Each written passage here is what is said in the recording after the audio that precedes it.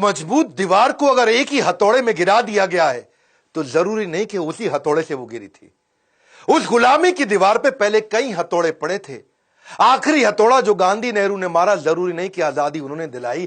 लाला लाजपत राय, बाल गंगाधर तिलक, भगत सिंह, चंद्रशेखर आजाद, अशफाक उल्लाह खान, उधम सिंह और नेताजी सुभाष चंद्र बोस, इन्होंने कई चोटें मारी थी जिसके कारण वो कमजोर हो पाई और उसी के बाद हमें आजादी मिल पाई। नमस्कार, मैं Vivek Bindra, founder and CEO बड़ा बिजनेस.com। सारे वीडियो अब खड़े होकर बना रहा हूं हाई पावर मोटिवेशन के साथ। सबको ऐलान कर दो, विवेक बिंद्रा वापस फॉर्म में आ चुके हैं। हथौड़े की चोट वो इतनी इंपैक्टफुल थी कि गुलामी की दीवार को हिला के रख दिया। नेताजी सुभाष चंद्र बोस, पहली बार नेताजी शब्द गढ़ा गया, खुद से नहीं बनाया, दुनिया ने कहा। शुरू से शुरुआत करते हैं। बोस, इनका जन्म 23 जनवरी आज के दिन 1897 में हुआ था, कटक जो कि उड़ीसा में है। इनके पिता जानकीनाथ बोस। एजुकेशन इन्होंने यूरोपियन स्कूल से कटक में करी थी। सिक्योर्ड करी इन्होंने सेकंड रैंक 10वीं क्लास में 1913 में, तभी उनका प्रेसिडेंसी कॉलेज में एडमिशन हुआ। एक्सपेल कर दिया गया बाद में उनको प्रेसिडेंसी कॉलेज से, क्योंकि ये थोड़े नेशनलिस्ट थे, एक्टिविस्ट थे। 1916 में इनको निकाल दिया गया। वैसे बता दें आपको, देशभक्ति का जुनून जब सर पे छा जाता है तभी करियर छोड़ के राष्ट्र की सेवा में बड़ा मजा आ जाता है। ब्रिटिश सरकार ने भारत की स्वास्थ्य सेवाओं का बुरा हाल किया हुआ था, इतना बुरा हाल किया हुआ था, इतना नजरअंदाज कर दिया था कि बड़ी बड़ी बीमारियों का अटैक चल रहा था और ये गरीबों की सेवा करना चाहते थे। Plague, cholera, malaria, small pox, chicken pox, influenza, खतरनाक बीमारियां थी। इसी दौरान कोलरा के कारण, कोलरा मतलब हैजा, उसके कारण लगभग 2.5 लाख लोगों की मौत हो चुकी थी। कई बार कोलरा लौट लौट के वापस आ रहा था। चारों तरफ महामारी आ चुकी थी, बुरा हाल था। लाशें ऐसे पड़ी थी जैसे मक्खियां भिनभिना रही है, मक्खी मच्छरों की तरह लाशें पड़ी थी। मां अपने बच्चे की लाश को लेकर के गोद में रोए जा रही थी और दूसरी तरफ इन्होंने देखा कि बेटा अपने पिता की लाश में के पास बैठ करके जोर जोर से रो रहा है। इनका दिल एकदम पसीज गया, ये घबरा गए। लावारिस पड़ी लाशों को उसके बाद लेके जाते थे, ये उनका अंतिम संस्कार किया करते थे। बोस सहमे पड़े थे। वहीं ये प्रण लेते हैं कि मैं सब चीजों को ठीक करूंगा और भारत को सपनों का भारत बनाऊंगा। ये जो समय था ये इनकी कॉलेज का समय था, जब ये समाज सेवा किया करते थे। तो जिंदगी के 2 हिस्से बने। शुरुआत का समाज सेवा का हिस्सा था, उसको बोलते हैं स्पिरिचुअल सर्विट्यूड। बाद में बना इनका सोशल एटीट्यूड। पर समाज सेवा के दौरान भी, उस समय भी ये इतने बढ़िया लीडर थे कि इनको स्टूडेंट काउंसिल का हेड बना दिया इस कॉलेज में। और वहां पे अंग्रेज प्रोफेसर हुआ करते थे और भारतीय बच्चों के साथ बहुत दुर्व्यवहार करते थे। मिस्टर ओ नाम के एक प्रोफेसर थे, स्टूडेंट को बिना बात के, इंडियन स्टूडेंट को पीट दिया करते थे। इतना पीटते थे उनको, तो ये बात जब नेताजी के पास गई तो ये प्रिंसिपल के पास जाके शिकायत करी कि भाई ये क्यों अंग्रेज प्रोफेसर भारतीय बच्चों को पीट रहे हैं, क्यों? उन्होंने प्रश्न किया तो प्रिंसिपल ने कहा, अच्छा, प्रिंसिपल को बोले माफी मांगने को बोल दो, उनको माफी मांगनी पड़ेगी। प्रिंसिपल ने कहा, यार क्यों माफी मंगवा रहे हो, डिपार्टमेंट हेड है, कोई बात नहीं, ऐसा होता रहता है। नेताजी ने कहा, मैं स्ट्राइक करूंगा। कुछ नहीं हुआ, फिर इनको स्ट्राइक करनी पड़ी और जब स्ट्राइक करी तो बात अखबारों में आ गई। अखबारों में आ गई तो उनको आके माफी भी मांगनी पड़ी। लेकिन मिस्टर ओ फिर भी नहीं सुधरे, माफी मांगने के बावजूद नहीं सुधरे। वो कई बार और बच्चों को उन्होंने पीट दिया और इस बार जब उन्होंने पीटा तो बच्चों ने उल्टा पीट डाला उनको। फिर बात जब प्रिंसिपल के पास गई तो प्रिंसिपल बोले, आपने पीठ पीछे वार किया है। और नेताजी बोले, पीठ पीछे नहीं, सामने से वार किया है, कायर नहीं है हम।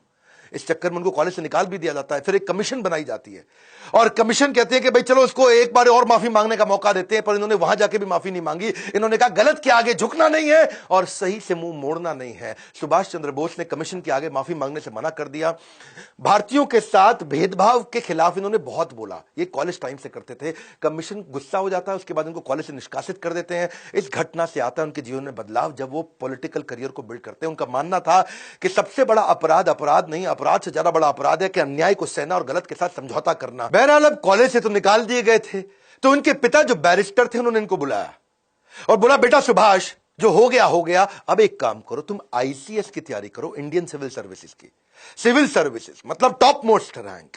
4 साल की तैयारी लगती थी और उस समय जो पढ़ाई थी वो इंडिया में नहीं थी, लंदन जाके पढ़ना पड़ता था। और 4 साल की तैयारी के लिए इनको लंदन भेजा। इतने बुद्धिजीवी, इतने जबरदस्त बुद्धिमान कि 4 साल की पढ़ाई इन्होंने 7 महीने में कर ली और रैंक होल्डर हो गए। 4th रैंक इनको मिली। अमूमन भारतीय उस समय सिविल सर्विसेज में नहीं जाते, इन्होंने अंग्रेजों को पीछे छोड़ दिया। अच्छा, अब ये जब वहां पे रैंक होल्डर बने, इनके मन में क्या है, देश लुट रहा है अंग्रेजों के हाथ में और मैं मौज खाटूं उन्हीं के साथ में। तो इनको बड़ा फील हुआ कि मैं आईसीएस की नौकरी को, इन्होंने 1921 में उसी समय लात मार दी और यह घटना जो है जंगल की आग की तरह फैल गई।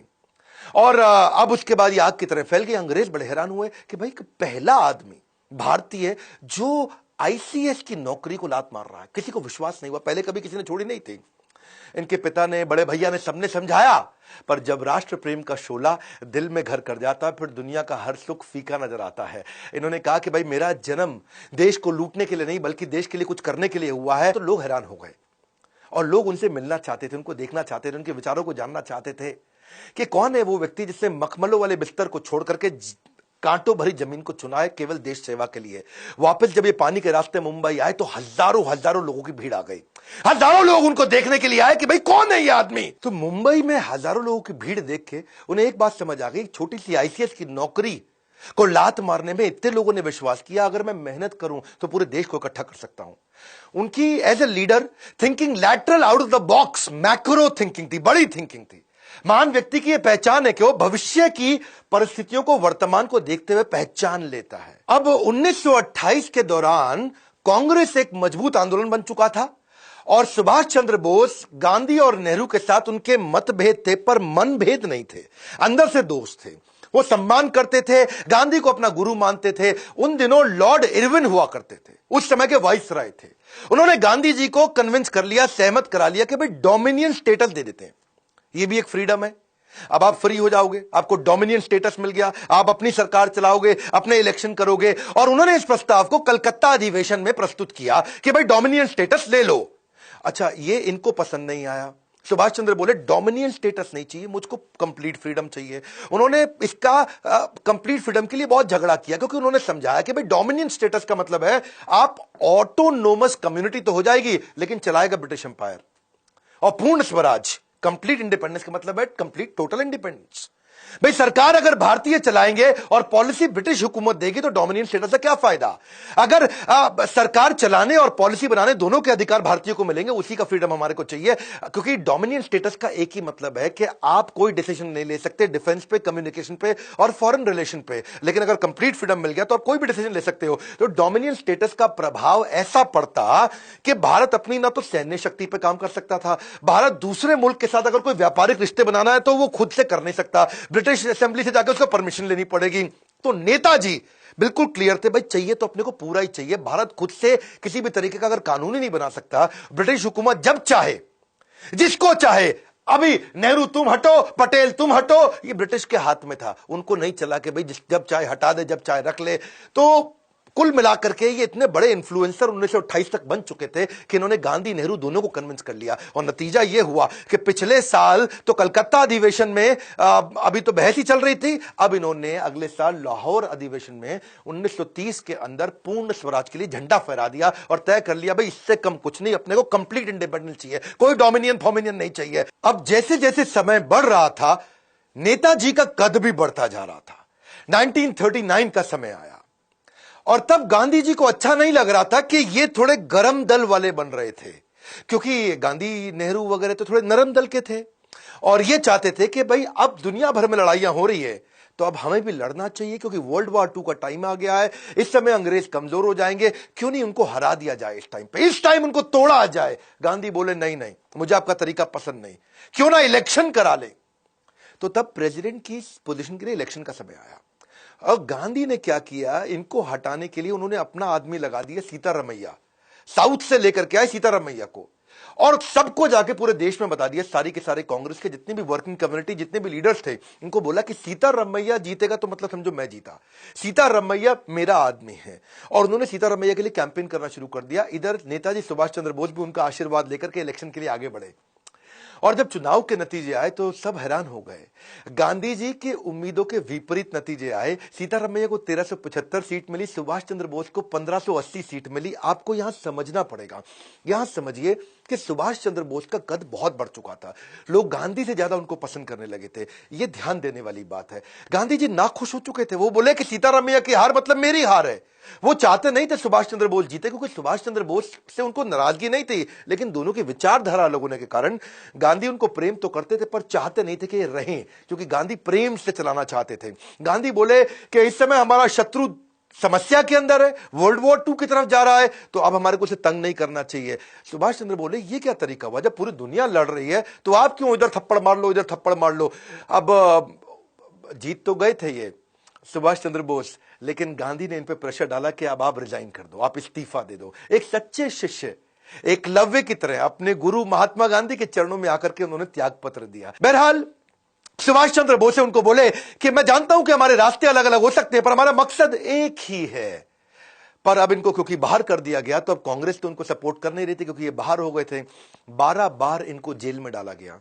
अंग्रेजों ने इनको बहुत तंग किया।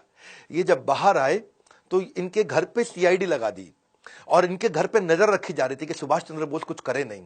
सुभाष चंद्र बोस ने सोचा कि अब देश में बात नहीं बन रही है। इन्होंने कांग्रेस को एनकरेज किया कि आप करते रहो जो कर रहे हो, आप गांधी को सपोर्ट करो। ये इतने इंटेलेक्चुअल थे, इतने बुद्धिमान थे कि ये बाहर निकल आए देश से। इन्होंने मन सोचा कि मैं देश से बाहर निकल करके मैं क्यों नहीं ग्लोबल अलायंसेस बिल्ड करूं, ग्लोबल जियोपॉलिटिकल एडवांटेजेस लेके आऊं। मेरी बात सुनना ध्यान से। उस समय वर्ल्ड वॉर 2 में ना 2 तरह की लड़ाइयां थी। एक था एक्सिस अलायंस, एक अलाइड पावर। एक्सिस अलायंस में कौन था? Germany, Italy, Japan. ये वर्ल्ड वॉर 1 में भी हारे थे, 2 में फिर इकट्ठे आ गए। अलाइड पावर में कौन था? वहां पे था भाई इंग्लैंड, फ्रांस, पोलैंड, यूएसए और सोवियत यूनियन। ये एक साथ थे। ये वर्ल्ड वॉर 1 में भी जीते थे, ये दोबारा एक साथ आ गए थे। अब इन्होंने सोचा कि दूसरा वर्ल्ड वॉर शुरू हो गया है और भारत के अगेंस्ट है ब्रिटेन। ब्रिटेन है एलाइड पावर। अब ब्रिटेन एलाइड पावर है तो मैं क्यों नहीं एक्सिस में किसी का सपोर्ट ले लूं। तो ये बाहरी ताकतों से समर्थन लेने के लिए गए। इन्होंने सोचा सही मौका है, इस समय दुश्मन अभी उलझा हुआ है, कमजोर है, मुझे बाहर निकल जाना चाहिए। अब मजे की बात समझिए, तेज वो नहीं होते जो मौके का इंतजार करते हैं, बल्कि वो होते हैं जो सही मौके पे वार करते हैं। इन्होंने सोचा दुश्मन का दुश्मन मेरा दोस्त। तो पहले तो इन्होंने ट्राई फिर भी सोवियत यूनियन पे ही किया। उसके लिए इन्होंने प्लान बनाना शुरू कर दिया। और प्लान बनाने के लिए इन्होंने अपने एक दोस्त थे इनके, मियां अकबर शाह, उनको एक टेलीग्राम भेजा पेशावर में और उनको पेशावर से कोलकाता बुला लिया कि भाई आओ मेरी मदद करो। और मियां अकबर शाह को उन्होंने बोला, जो आज पाकिस्तान में पड़ता है, कि भाई तुम मुझको किसी तरह से काबुल ले जाओ, मैं काबुल के रास्ते उस रूस में जाऊंगा। यूएसएसआर हुआ करता था, अभी आज तो रशिया है। तो अपने भतीजे शिशिर थे इनके, उनकी मदद से इन्होंने गाड़ी लिया। गाड़ी में सीआईडी से बचते बचाते पिछली सीट के नीचे लेट के, दब के, छुप के ये निकले। वो उन्होंने उसको कलकत्ता से धनबाद छोड़ा, धनबाद से इनको काबुल और काबुल से मॉस्को जाना था। अब वही है नेताजी सुभाष चंद्र बोस। वहां रविंद्रनाथ टैगोर गाया करते थे कि जोरी तोरो डाक सुने क्यों।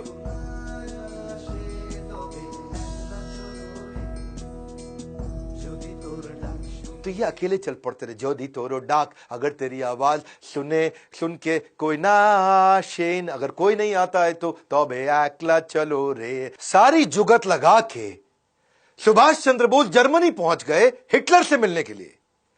हिटलर से अपॉइंटमेंट लेने की इन्होंने बहुत कोशिश करी, बड़ी मुश्किल से इनको अपॉइंटमेंट मिली। जब ये जाके वहां बाहर ड्राइंग रूम में बैठे तो अचानक एक आदमी आया, मतलब हिटलर आए और आके बोले, हेलो मैं हिटलर हूं, और अपना हाथ मिलाने के लिए आगे बढ़ाया।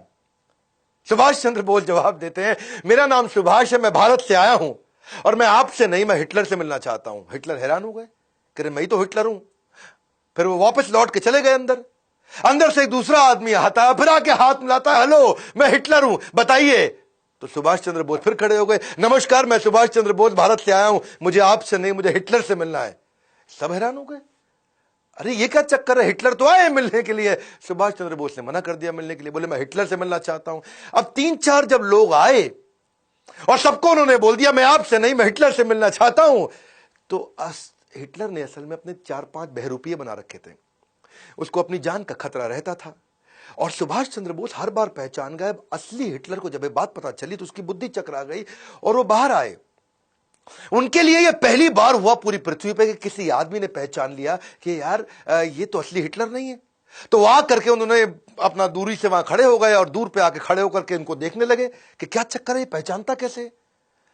तब सुभाष चंद्र बोस खड़े हो गए और दूर से खड़े हो गए हिटलर उनको बोले कि बताइए क्या बात है, क्यों मिलना चाहते हैं। और तभी सुभाष चंद्र बोस मुस्कुरा के आगे बढ़े, बोले नमस्कार मैं सुभाष चंद्र बोस भारत से आया हूं, मैं आपका बहुत धन्यवाद करना चाहता हूं हिटलर कि आपने मुझसे मिलने का मुझे ये अवसर दिया।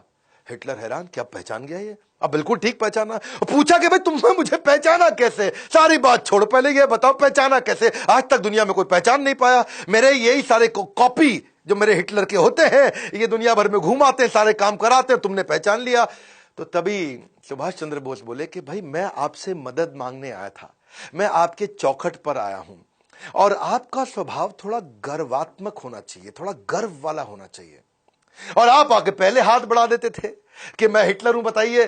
तो मैं उसी से समझ गया कि हिटलर के पास एक किसी पराधीन देश से, भारत जो कि परतंत्र है, वहां से कोई मदद मांगने आया तो आपके चेहरे में वो गर्व नहीं दिख रहा था। तो आपके जो कॉपी थे वो राइट बिहेवियर नहीं डिस्प्ले कर रहे, और हिटलर की बुद्धि चकरा गई। बोला ऐसा इंटेलिजेंट आदमी कभी नहीं देखा। इसको क्या बोलते हैं? Accurate judgement. और इसके बाद इस मुलाकात से हिटलर इतना प्रभावित हुआ कि जो युद्ध बंदी इन्होंने बना रखे थे, युद्ध बंदी जो 4000 इन्होंने अंग्रेजों से जीते थे, उनको उन्होंने फ्री कर दिया और वो वहां से आजाद हिंद फौज में ज्वाइन किए नेताजी सुभाष चंद्र बोस के साथ में। हिटलर ने इनको हेल्प करी और इन्हें कहा कि देखो, अगर आप आगे बढ़ना चाहते हो, जीतना चाहते हो, भारत जर्मनी से बहुत दूर है और जापान एक्सेस पावर है, हम लोग के साथ की पावर है। मैं जापान में बात करवा देता हूं, आपकी कुछ सिस्टम्स तय करते हैं कि मैं आपको जापान भेजता हूं यहां से, और वहां से आप टीम बनाई, क्योंकि जापान आपकी मदद करेगा, जापान हम लोग के साथ का है और जापान भी अंग्रेजों के खिलाफ है। तो ये बड़ा मुस्कुराया, इनको बहुत अच्छा लगा। तो हिटलर ने इनके लिए बहुत अच्छा अरेंजमेंट किया। आप समझ सकते हैं, बाकी लोग भारत में ज्यादा पढ़े लिखे नहीं थे, लेकिन ये दुनिया भर में इंटरनेशनल अलायंसेस बिल्ड कर रहे थे। अंग्रेजों को भी पता लग गया अब तक कि ये इस समय जर्मनी में है, और वहां से इन्होंने पूरी तैयारी करी। इनको हिटलर ने अपनी एक प्राइवेट बड़ी पनडुब्बी दी, जिसमें इन्होंने जो जर्मनी की नौसेना की बड़ी पनडुब्बी थी, और उसमें 90 दिन लगने थे। वो जहां पानी के ऊपर, पानी के नीचे सब तरह से ट्रैवल कर सकती थी। उससे इन्होंने इनको सुमात्रा द्वीप में भेजा, जो आजकल इंडोनेशिया का आइलैंड है, उसको जापान ने जीता हुआ था और जापानी सेना के कब्जे में था। ये वहां पहुंचे, हिटलर की मदद से पहुंचे, हिटलर के कारण पहुंचे। इमेजिन, हिटलर को भी इन्फ्लुएंस कर पाए। सुमात्रा से फिर ये, जो कि जापानीज आइलैंड है, अभी इंडोनेशिया के पास है, वहां से प्लेन से टोक्यो पहुंचे। और वहां पहुंचने के बाद ये जानते थे कि जापान एशिया के अंदर अपना वर्चस्व के लिए लड़ाई कर रहा है। तो जापान के प्रधानमंत्री को जाके इन्होंने इन्फ्लुएंस किया। ऐसे इंटेलिजेंट लीडर्स नहीं थे जो इतने पढ़े लिखे थे, इतने इंटेलिजेंट थे। वहां जाके प्रधानमंत्री को साथ में बिठाया और उनको क्या बोला, देखिए भाई साहब, हिदेकी तोजो, एक बात समझ लीजिए कि एशिया तो एशियाई लोगों का होना चाहिए ना, एशिया में बाहर के गोरे कैसे आ गए? वो बड़ा मुस्कुराए, क्या जबरदस्त आदमी है, बात तो ठीक कह रहा है भाई, एशिया तो एशियाई का होना चाहिए। तो हिदेकी को ये बात अच्छी लगी। फिर उन्होंने कहा कि भाई आपके भगवान बुद्ध है और हमारे यहां भी तो भगवान बुद्ध ही हैं, हमारे लिए कितने पूजनीय है, उस लिहाज से तो हम भाई भाई हो गए। और वो बड़ा इंप्रेस हुए। जापानी प्रधानमंत्री, उन्होंने जाके पार्लियामेंट में अनाउंस कर दिया कि हम सुभाष चंद्र बोस को पूरी मदद करने को तैयार है। भारत की आजादी की लड़ाई में जापान उनके साथ में। सुभाष चंद्र बोस जानते थे कि इनका इस समय सिंगापुर के साथ झगड़ा चल रहा है, सिंगापुर में अटैक कर रहे हैं, और सुभाष चंद्र बोस को मालूम था कि अंग्रेजों की सेना सिंगापुर में थी। वहां 85,000 ब्रिटिश सैनिक थे, जिसमें से 45,000 तो इंडियन थे। तो इन्होंने पहले से एक योजना बना रखी थी, जिसमें जापानीज को ये मैसेज दे रहे थे कि जब तुम सिंगापुर में बम गिराओगे, वहां पर्चे फेंक दो, हर बम के साथ पर्चे फेंको ऊपर हवाई जहाज से, और हर पर्चे में लिखो, हिंदी में भी, तमिल में भी, अंग्रेजी में भी, कि तुम भारतीय कब तक अंग्रेजों का गुलाम बनके उनके साथ लड़ते रहोगे, तुम भारतीय कब तक अंग्रेजों का गुलाम। अब वहां पर जितने भी सिंगापुर में सैनिक थे जो भारतीय, वो पर्चा पढ़ लेते थे, और वहां पे अंदर विद्रोह चालू हो गया। इनकी रणनीति सुभाष चंद्र बोस की प्रधानमंत्री जापान के साथ में मिलकर काम आई। अटैक की रणनीति, इनको वहां सफलता मिली। और अब इमेजिन करिए, जापानीज प्राइम मिनिस्टर तक को इन्फ्लुएंस कर दिया, उनको तक एक योजना समझा दी, सिंगापुर पर अटैक करके सिंगापुर अब सिंगापुर जापान का हो गया था। अब जैसे ही वो उनका हुआ, प्रधानमंत्री भी इनसे खुश थे। तो वहां जो 45,000 ब्रिटिश आर्मी के अंदर इंडियन सैनिक थे, उनको जापानीज ने इनको वापस कर दिया, सुभाष चंद्र बोस को, और वहां से तैयार हुई पूरी आर्मी। रास बिहारी बोस जो वहीं पे इंडियन लोगों को तैयार किया करते थे, उनके माध्यम से नेताजी सुभाष चंद्र बोस को सौंप दिया गया, और अब तैयार हो गई आजाद हिंद फौज। यहां से अंग्रेजों को पता लगने लगा कि ये बहुत बड़ी तैयारी कर रहा है। जापानी सेना बर्मा को जीत चुकी थी, अब बर्मा में कब्जा इनका था, जापानीज का। इन्होंने कहा कि भाई अब बर्मा के रास्ते भारत में घुसेंगे, और प्राइम मिनिस्टर ने पूरा सहयोग किया।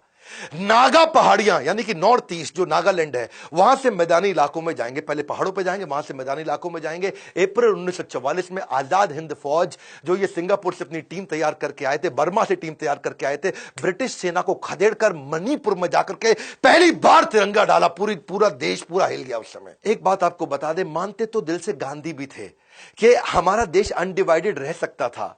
क्या कहते हैं कि अगर आप किसी को जोड़ना चाहते हो ना अपने साथ, तो उसे केवल गले नहीं दिल से लगाना चाहिए।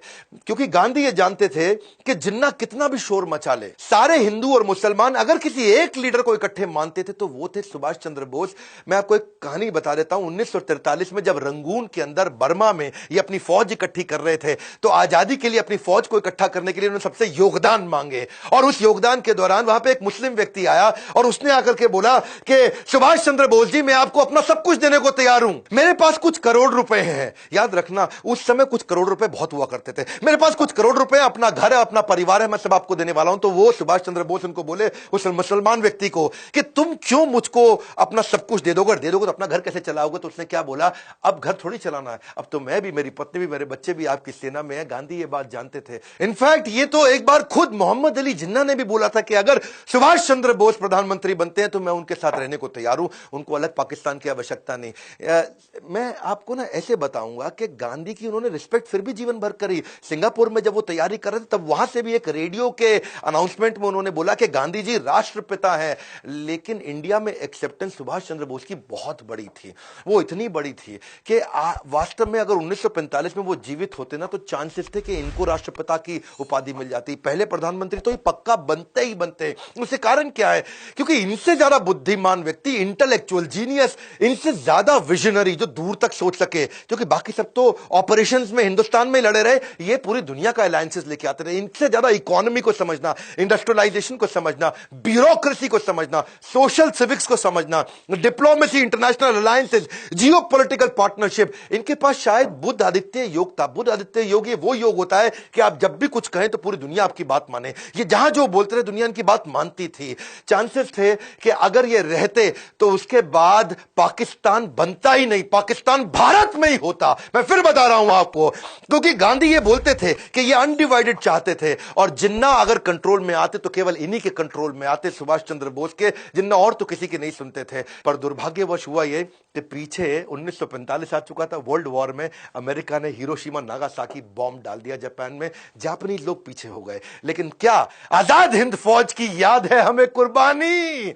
भले ही इतिहासकारों ने नहीं लिखी इनकी कहानी, जितना कर सकते थे उससे बहुत ज्यादा सपोर्ट किया जापान ने, पर अब उसने सारा सपोर्ट वापस खींच लिया, क्योंकि संभव था ही नहीं।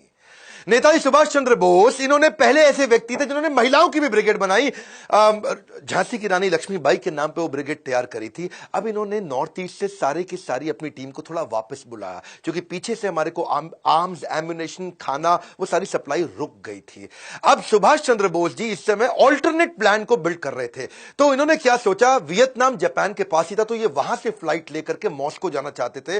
वर्ल्ड वॉर 2 लगभग खत्म हो चुका था हिरोशिमा नागासाकी के बाद। तो उन्होंने प्लान किया था, यूएसएसआर के साथ मैं नए अलायंसेस बिल्ड करूंगा, कुछ नई स्ट्रैटेजी लेके, नई योजना से। जब वहां जाने लगे, अब वियतनाम से मॉस्को जाते वक्त खबर ऐसी आई कि ताइवान रस्ते में, ताइवान के एयरपोर्ट के पास उनका जहाज क्रैश हो गया और उसमें देहांत हो गया। खैर, इसमें बहुत सारी बातें थी, वो उनका देहांत हुआ कि नहीं हुआ इसकी बात बाद में करूंगा। पर भारत में अंग्रेजों ने हमारी सारी लीडरशिप को उठा लिया, पकड़ लिया। वो क्राइम वॉर के तहत हमारे यहां के जो आर्मी के अधिकारी थे, जो आजाद हिंद फौज के थे, उनको सबको पकड़ा उन्होंने, और देशद्रोह के आरोप में उन पे मुकदमे चलाने लगे।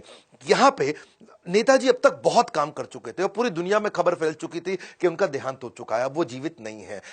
अब ये थोड़ा मनोबल टूट रहा था, लेकिन गुस्सा भी बहुत बढ़ रहा था। इनके जो 3 सबसे इंपॉर्टेंट सीनियर लीडर्स थे, जिसमें शाहनवाज हुसैन, गुरबख्श सिंह ढिल्लों, ये पंजाबी थे, और पीके सहगल, ये तीनों के करेज ऐसे थे कि जब इनको अंग्रेजों ने दिल्ली में बुला के तंग करना शुरू किया, और इन्होंने बड़ी मजबूती के साथ बोला कि हम आजाद हिंद फौज के लिए लड़के हमने ठीक किया, तो वहां पे ये बातें अखबार में आनी थी, अखबार में आ गई। अब नेताजी सुभाष चंद्र बोस का देहांत हो गया, यहां ये सब पकड़े गए, तो ये गुस्सा भारत में बढ़ने लगा।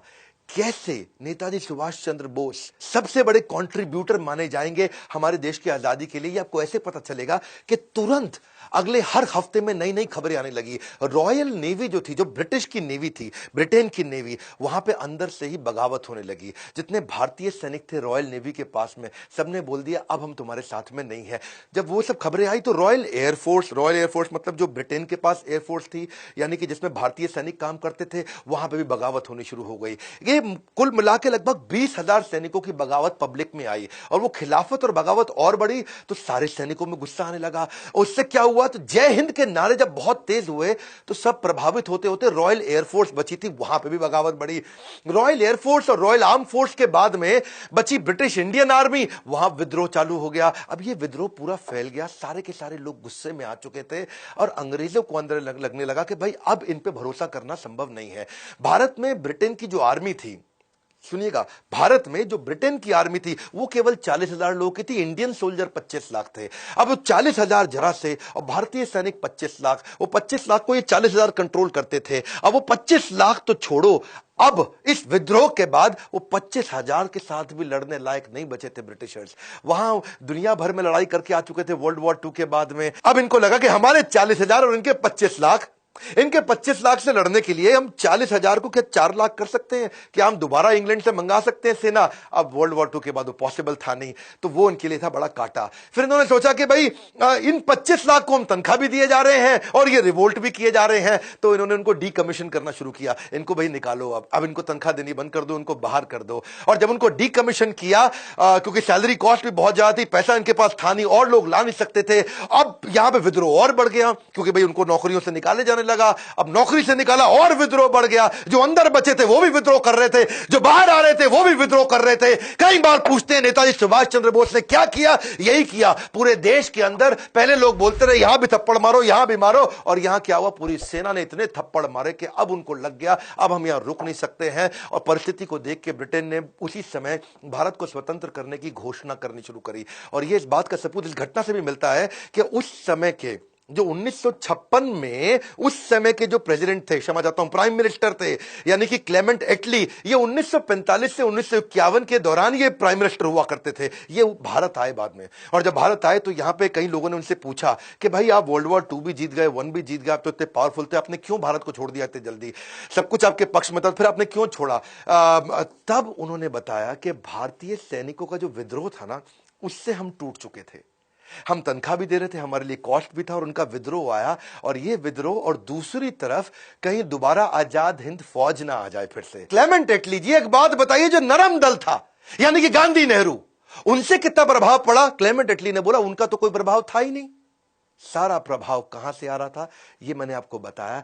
जानते हैं पहले क्लेमेंट एटली कौन है? ये वही व्यक्ति है जिन्होंने इंडिया इंडिपेंडेंस एक्ट पे हस्ताक्षर किए थे। इन्हीं के सिग्नेचर से हम लोग इंडिपेंडेंट हुए थे। क्यों बोलते हैं मजबूरी का नाम महात्मा गांधी? आप कमेंट बॉक्स में बताइएगा तो मैं गांधी पे वीडियो बनाऊंगा। अब इस समय हर देश के एक पावरफुल पर्सनैलिटी पे अगर आप वीडियो देखना चाहते हैं तो मेरे यूट्यूब चैनल पे आइए। मैं बताना भी चाहूंगा आपको आगे चल के कि क्या वो सारी की सारी अलग अलग प्रकार की थ्योरीज हैं कि कहां रहे या जीवित रहे या नहीं रहे। बोस नहीं बचे, एयर क्रैश में 1945 में वो चले गए, ये भी एक थ्योरी है।